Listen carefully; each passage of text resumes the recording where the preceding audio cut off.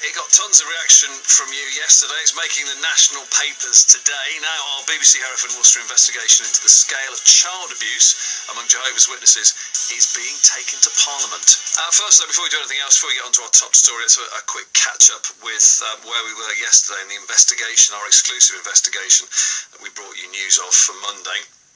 If you remember, our reporter Felicity Kvesic spent 3 months researching new claims of child abuse within the Jehovah's Witness organisation amid fears that their own rules were protecting perpetrators.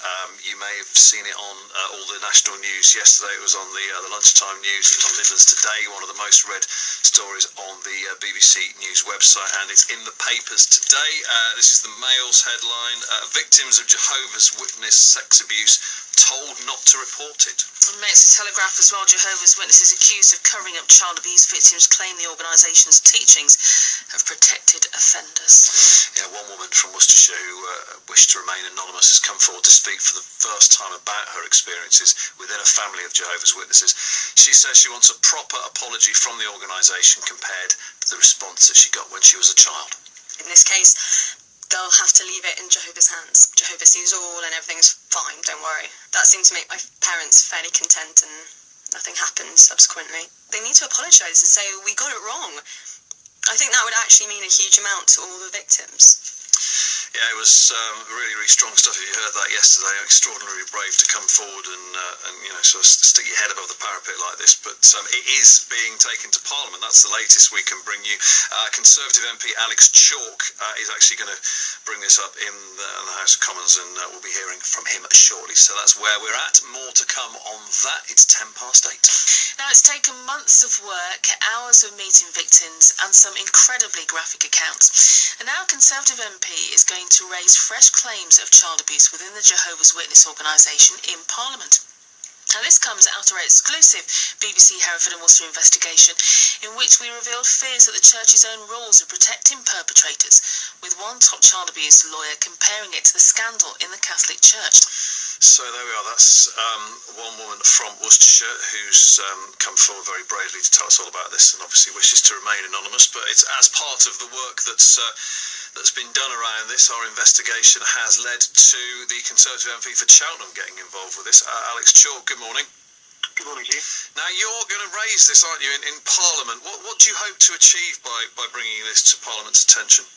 Sure. Well, there are two things that I want to do, one of which I've actually already done. So the first thing is actually to raise it specifically with ministers and the government itself. So I've spoken to Robert Goodwill, who's the Minister of State for Children and Families, and I've said, look, draw this to the attention of government, saying this is something that needs to be considered. But the real point is this: there is already an inquiry, the independent inquiry into child abuse, which is up and running, which is looking at the broad gamut of abuse potentially perpetrated historically across the piece. I think this needs to be part of that. And I want to make crystal clear, this mustn't be about persecution, it mustn't be about witch hunt, this must follow the evidence.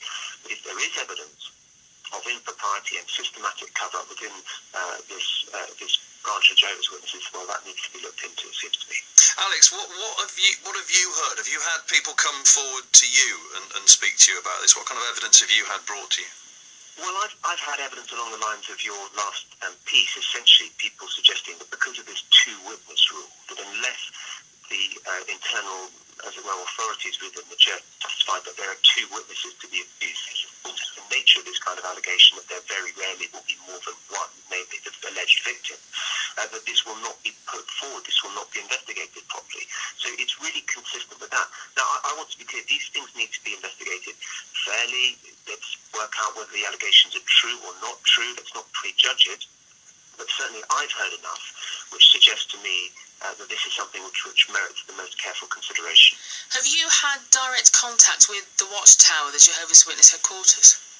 No, I haven't. They haven't made contact with me, and if they are to do so, I'm perfectly prepared to speak to them, of course. I've had people, constituents, who've come to me to give their accounts, and it seems to me that on the face of it, these are serious allegations.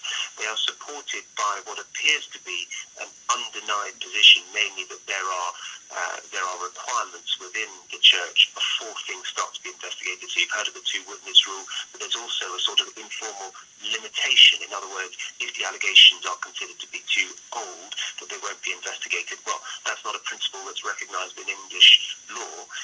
And given that they seem to have some kind of, as it were, independent support to that extent, I think they require further investigation. Well, we've obviously asked to speak to them. They haven't spoken to you, but I mean, just in case of balance, they've said Jehovah's Witnesses abhor child abuse and do not shield abusers from the authorities or from the consequences of their actions. So that's what they're saying. But I mean, clearly you have concerns about their safeguarding. What do you think needs to change, Alex?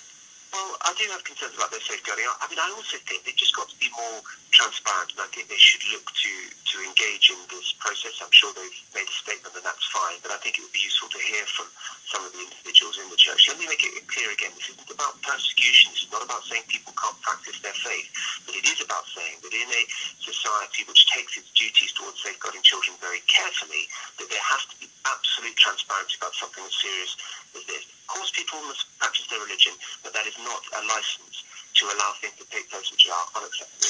Okay, Alex, thank you very much. I'm sure we'll speak again at some point because he will be raising this, as he said, in front of the ministers in Parliament. And again, here's a statement from the Watchtower. Jehovah's Witnesses abhor child abuse, do not shield abusers from the authorities or from the consequences of their actions. But equally, it would be good to speak to them. We have given them opportunity, and so far, yet nothing from them.